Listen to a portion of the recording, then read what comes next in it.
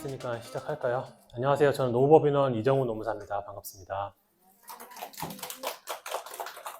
오늘 이런 주제로 제가 강의를 준비했는데요. 지난번에 소장님 교육하고 다르게 실무자분들 오셨다고 하셔가지고 제가 조금 그 강의 슬라이드를 구체적으로 작성하려고 노력을 했고, 이 작성된 슬라이드 같이 보면서 설명을 드리겠지만 그 설명도 실무자분들이 많이 궁금해하시는 거랑 그 실무하실 때 필요한 팁이 있으면 제가 그 부분 나올 때마다 구두로는 설명을 드릴게요. 그래서 아마 실무자분들이라 많이 경험해 보셔서 아시겠지만 인사 노무 관리라는 게 영역이 굉장히 넓고 크고요. 굉장히 쉽지가 않고 다 법령이나 이런 것들은 추상적으로 돼 있는데 구체적으로 실무에 적용하는 방법은 굉장히 어렵거든요.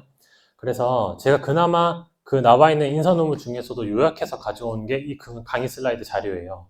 그러면 적어도 제 목표는 그 여러분들하고 같이 제가 슬라이드에 가져온 내용을 좀 같이 보려고 하는 게 목표거든요. 빠지지 않고요.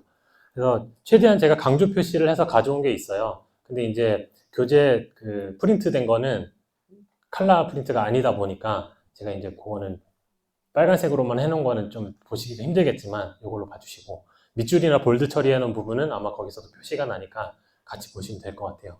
넘어가서요. 네, 이거 양력은 넘어가고요. 오늘은 제가 임의로 4가지 파트로 그 강의를 구성을 했는데 사실은 이 4가지 파트가 다 1시간씩 할 주제는 아니기는 하고요. 처음에는 노동법의 적용과 노동청의 근로감독이라는 주제고요. 두 번째는 근로계약서 작성과 임금명세서 교부. 세 번째는 연차휴가와 주휴수당, 징계 해고, 특히 근로관계 종료 포함해서. 그리고 네 번째는 산재 발생과 중대재해 처벌법, 뭐 이쪽인데요. 노동법의 적용과 노동청의 근로감독은 요즘에 그 코로나 시국 끝나고 그러면서 코로나 시국 때 거의 되게 극히하지 않았던 근로감독이 거의 터져나오고 있는 느낌이거든요. 특히나 연말 되면서 근로감독 공문이 되게 사업장으로 많이 날라오더라고요. 업종 가리지 않고, 사업체 수 가리지 않고, 근로자 수 가리지 않고 나오고 있는데, 사실은 그래서 근로감독이 나왔을 때 근로감독관들은 어떤 걸 볼 것인가, 그리고 근로감독관의 시정 지시나 뭐 이런 것들을 어떻게 내리는가, 이런 것들도 볼 거고요. 근로계약서나 임금명세서는 저희가 근로자 입퇴사 할 때, 그리고 근로자한테 매달 임금 지급할 때 다 하는 거니까 구체적으로 어떻게 법령에 나와 있고 어떻게 해야 문제가 되지 않는지 이런 거 보고, 세 번째가 그 제일 좀 큰 주제긴 한데 연차휴가 발생하고 그 연차휴가 수당, 그리고 주휴수당 계산하는 거, 단시간 근로자 포함해서요.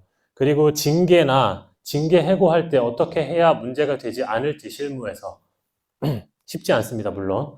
그리고 근로관계 종료 관련된 거 같이 볼 거니까 퇴직금 발생이나 퇴직금 계산 부분도 좀 볼 거고, 네 번째는 산재랑 중대재해 처벌법이라고 해놓긴 했는데 산재가 발생했을 때 사실은 업무상 사고라면 사업장에서 크게 근로자만큼 할 게 있지는 않아요. 대신 몇 가지가 있거든요. 사업장에서 해야 될 건 먼저 좀 보고, 중대재해 처벌법은 뭐 법령 내용이나 그 내용을 보는 것보다 그 최근에 이 중대재해처벌법이 시행되고 나서 이 법령의 내용이 구체적이지 않다는 문제가 많이 제기되고 있거든요.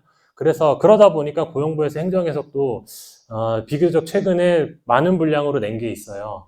그래서 거기에 있는 내용 중에서 실무에서 특히 문제될 만한 거 몇 개 가져온 거 하고, 여러분들이 주신 사전 질문에 있던 내용들하고 좀 같이 볼 건데, 중대재해 처벌 관련된 그 실무 내용하고 그 다음에 사전 질문 주신 거에 대한 답변은 제가 지금 프린트된 교재에는 있지 않고 추가로 추가된 거라서 그 시간이 되면 같이 슬라이드 보면서 좀 보고 마무리하는 걸로 하겠습니다.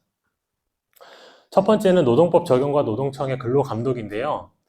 넘어가서 보면 제가 굳이 노동법이란 이런 주제를 제일 처음에 놓은 이유는 구체적인 실무 내용 들어가기 전에 제가 사업장에서 그 사업주분들이 자문 요청해 주시는 거 많이 들어보고, 그 다음에 근로기준 법령이나 노동관계 법령에 입각해서 답변을 드리면 법령이 이해가 잘 안 된다는 말씀을 많이 하셨어요. 그래서 우리가 앞으로 알아볼 노동관계 법령은 어떤 특성을 가지고 있길래 그렇게 규정해 놓고 그렇게 해석될 수밖에 없는가, 이런 것들을 좀 보려고 가지고 왔습니다. 자세히는 보지 않을 테니까 편하게 일단 보셔도 될 것 같아요.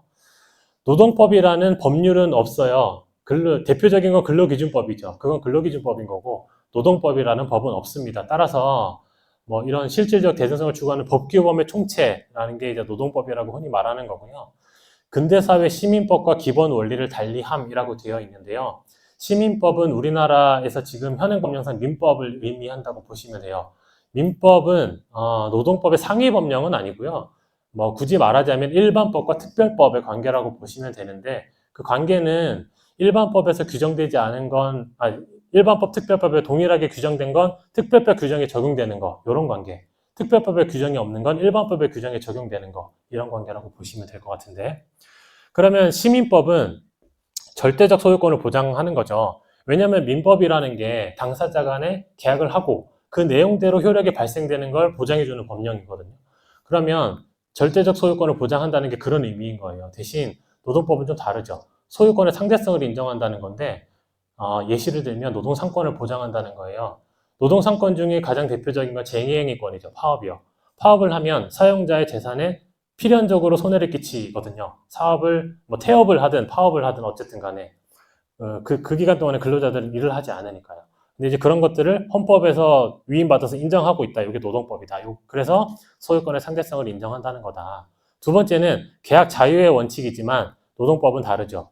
공정한 계약을 보장하고 있습니다. 실제로 근로기준법에서도 근로조건은 근로자와 사용자가 대등한 위치에서 결정한다라고 규정하고 있어요. 물론 실질적으로 그게 대등한 위치에서 결정되고 있는지는 사업장마다 다를 수 있겠습니다만 어쨌든 원칙은 그러합니다. 그런 의미에서 근로기준법 같은 노동법들이 제정이 되고 시행이 되는 거고요.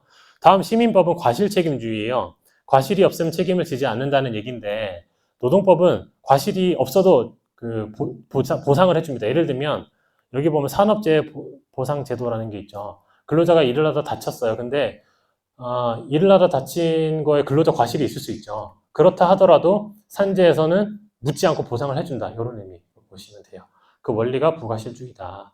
이런 원리들이 적용되는 게 노동법이기 때문에 그리고 이 명시적으로 노동법에서 보호하고자 하는 대상은 근로자이기 때문에 노동법령은 그렇게 규정이 되어 있는 거고 그렇게 해석이 되는 거다. 앞으로 내용 살펴볼 때마다 그렇게 보시면 될 것 같아요.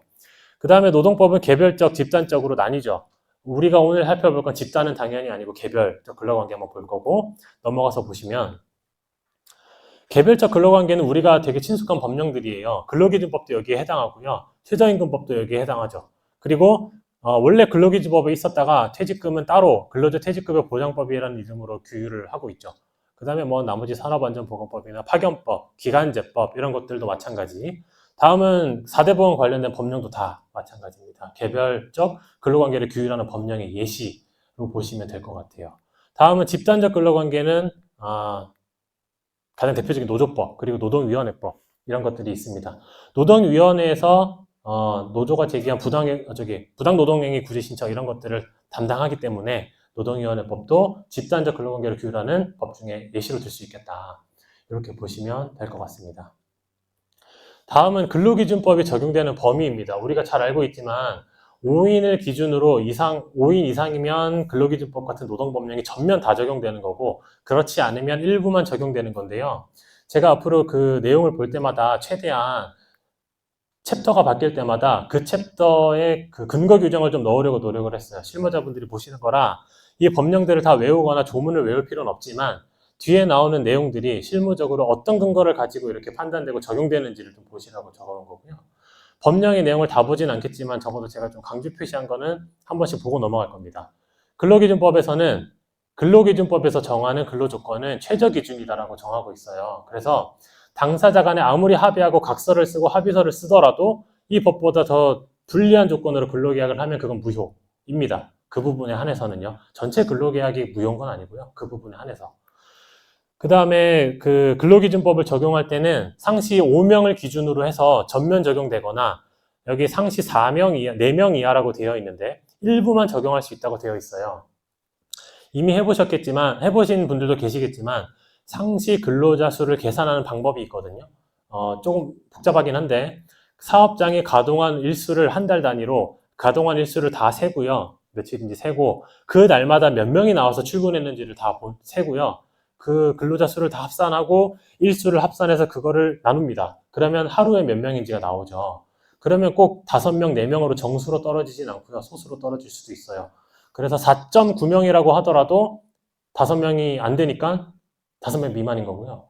5.2명이 나오더라도 5명 이상인 거예요. 대신 하나 더 가면 아까 일수별로 근로자 수를 다 세잖아요. 근데 그 일수의 과반이 만약에 이거를 계산했더니 4.9가 나와서 5명 미만인 줄 알았는데 일수를 다 그 나온 근로자를 다 계산해 봤더니 일수의 과반수가 5명이 넘어요. 근데 평균을 내보니까 4.9인 거죠. 특정한 날의 근로자 수가 너무 적어서. 그럴 경우에는 5인 이상으로 봅니다. 그런 게 두 가지 단계를 거쳐서 계산한다. 그 반대도 마찬가지고요. 그렇게 보시면 될 것 같고. 그러면 5명을 기준으로 어떤 법령이 적용되고 어떤 법령이 적용 안 되는지를 적어왔는데 전체를 적은 건 아니지만 대표적인 규정을 적어왔어요. 5인 미만 사업장에 적용한다는 얘기는 모든 사업장에 적용한다는 거거든요. 5인 미만 사업장에 적용하지 않는다는 건 5인 이상 사업장에는 적용한다는 거니까 일단 뭐 이것도 중요하긴 합니다만 뒤에서 나올 거라서 앞에 있는 것만 좀 보고 넘어갈게요. 근로계약서 작성 및 교부, 작은 영세 사업장도 해야 됩니다. 근로계약 불이행에 대한 위약 예정 금지, 이건 약간 어려운 부분이긴 한데 예를 들면 근로계약서에 이런 5인 미만의 적용 다 적용하죠. 이렇게 적는 경우가 있어요.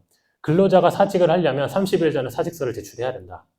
그런데 이를 지키지 않으면 금 200만 원을 배상하는 것으로 한다. 이런 식의 문구요. 뒤에 있는 거는 유효하지가 않죠. 사직하기 30일 전에 사직서를 내라는 건 괜찮아요. 그렇게 해도 되는데 그 뒤에 근로자의 행위로 인해서 나한테 손해가 발생했는데 그걸 200만 원으로 책정해 놓고 갚으라고 하는 건 무효입니다. 여기 위약 예정의 금지에 반해서요. 대신 이건 가능하죠. 손해가 발생했을 때 그 손해에 대해서는 배상을 청구할 수 있다. 이건 가능합니다만 그렇게 손해 배상을 청구해서 받으려면 아시겠지만 민사 절차 가야 돼서 배보다 배꼽이 클 수도 있다. 네, 그거 보시면 될 것 같아요. 그 다음에 두 번째 해고는 해고 관련된 거는 해고의 절대적 금지 기간이 있는데요. 예를 들면 산재가 발생해서 치료받느라 못 나온 기간 동안 그 이후 30일 동안 해고 안 되고요. 출산 전이유가 간 기간 동안 그리고 그 이후 30일 동안은 어떤 사유가 있더라도 해고할 수 없다. 이거예요. 해고 사유가 아무리 정당하더라도 해고할 수 없다. 그 다음 5인 미만에도 적용되는 건 해고 예고죠. 해고 예고는 뒤에서도 보겠습니다만 근로자를 해고하려면 30일 전에 그 얘기를 해줘야 되고요. 당신 30일의 여유를 줘야 되고 그렇게 여유 안 줄 거면 30일분의 통상임금 계산해가지고 해고 예고 수당 주라는 건데 그거는 영세한 사업장도 적용이 됩니다. 그러면 여기에 대응되는 게 해고 사유와 시기를 서면으로 통보하는 건 5인 미만 사업장은 적용이 되지 않죠. 영세 사업장은 해고 예고는 해고 예고 수당은 줘야 되지만 해고 사유와 시기를 서면으로 통보하는 거 이건 적용되지 않습니다. 제가 대응된다고 말씀드린 건 해고의 뒤에서 볼 건데 해고의 절차가 정당한지를 따질 때 이거 두 개를 봐서 그래요. 예고했는가 서면 통지했는가 이거 두 개인데 네, 그래서 대응된다고 말씀드린 거고요. 임금은 지급해야 된다는 거는 모든 사업장 공통, 최저임금도 마찬가지 공통이고요. 임금 명세서도 마찬가지고요. 네, 뒤에서 볼 겁니다. 넘어가서요.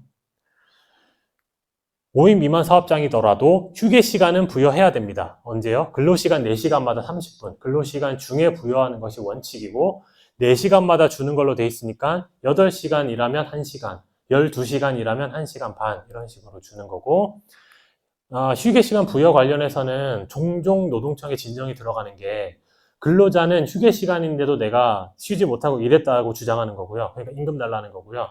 사용자는 무슨 소리냐? 전 근로자한테 전체적으로 휴게 다 줬다는 건데 휴게 시간 관련된 진정이 들어가는 경우에는 명쾌하게 결론이 나기가 굉장히 어렵습니다. 임금처럼 임금명세서나 근로계약서에 나와 있는 임금을 보고 계산할 수 있으면 근로시간만 나와 있으면 계산해서 숫자로 나오면 좋은데 휴게 시간을 부여했냐 안 부여했냐는 증거 자료가 만들기가 쉽지가 않아요. 근로자 입장에서도 다른 사람들 다 쉬는데 나는 이랬다는 걸 증빙을 해야 되는데 그게 쉽지 않고요. 그에 대응하는 사업장 입장에서도 이 사람만 일하지 않았다. 그걸 증빙해야 돼. CCTV를 까서 줄 수 있다면 좋겠지만 그 모든 CCTV를 다 까볼 수는 없잖아요.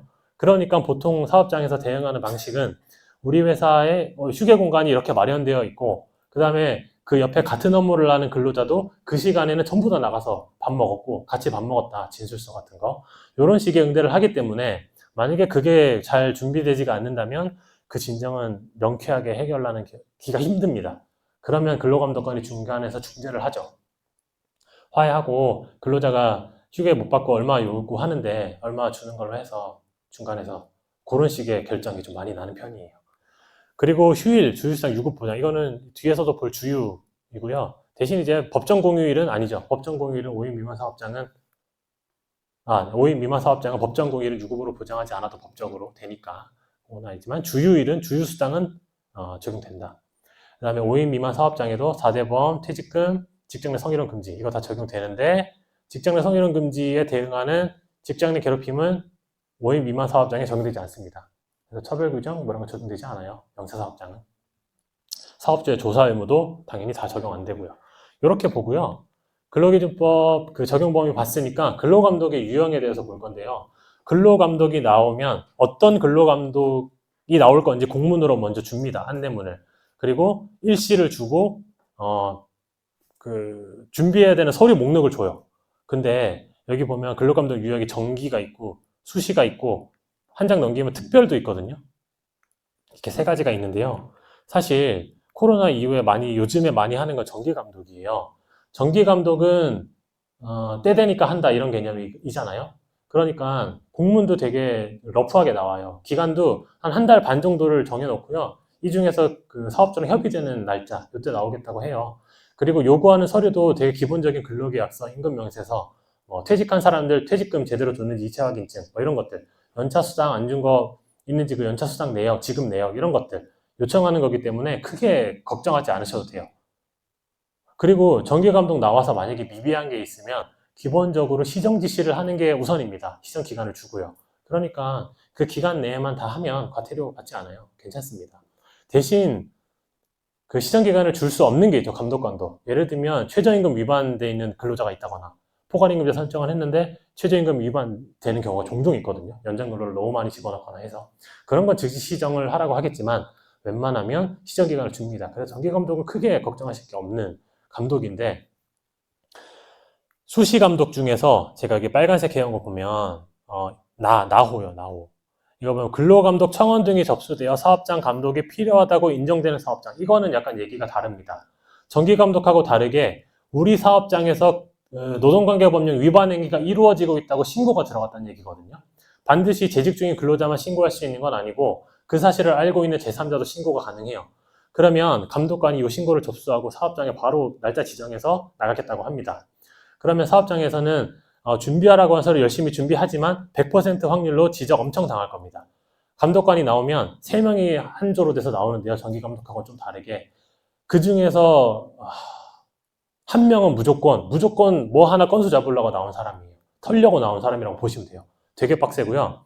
그래서 청원 내용이 뭔지 혹은 신고자가 누군지 절대 가르쳐주지 않고 자료를 이만큼 준비하라고 한 다음에 거기에서 다 때리는 거 그런 방식으로 하기 때문에 시간도 굉장히 오래 걸리고요. 정신적으로도 그리고 이거 서류 준비하는 걸로도 굉장히 신경을 많이 써야 됩니다. 그렇기 때문에 이게 좀 어려운 거긴 하고 그래서 최근에 뭐 정기감독 공문 받으신 거라면 크게 걱정하지 않으셔도 된다. 이게 결론이겠습니다. 네, 특별감독은 따로 보지는 않을게요. 네, 문제가 있어서 감독관이 인지해서 한다는 거니까 특별감독은 이런 거고. 참고로 그리고 위에 보시면 이 근로감독의 유형을 설명할 때 제가 여기 근거 규정을 먼저 놓겠다고 말씀드렸는데 이 근로감독관 직무 규정이라는 게 인터넷 치면 나오거든요. 이거는 법은 아닙니다. 그래서 우리를 구속하는 건 아니고 감독관들만 구속하는 건데 감독관들이 업무를 할 때 이 직무 규정에 따라서 업무를 하기 때문에 필요한 경우에는 이걸 찾아보실 수도 있어요. 넘어가면 이건 이제 현장조사 지령서라고 해서 감독이 이렇게 나올 거니까 요거 나갑니다. 요 서류고요. 일반적으로는 공문에 그냥 공문 형태로 필요 서류 이렇게 해가지고 한 2장 정도 해서 끝이더라고요. 요 지령서를 실제로 잘은 배부하지 않습니다. 원래는 이거 주도록 되어 있습니다. 그리고 그 다음 장 넘기시면 준비 서류 이런 거 되어 있는데요. 여기 세로에 보면 준비 서류에서 최근 1년간의 서류라고 되어 있죠. 최근 1년간의 서류. 이게 보통은 정기 감독할 때 이런 식의 서류를 많이 요청을 하고 만약에 진짜 그냥 형식적으로 나오는 감독이라면 3개월치를 요구하기도 하는데 일반적으로는 1년치를 요구하고요.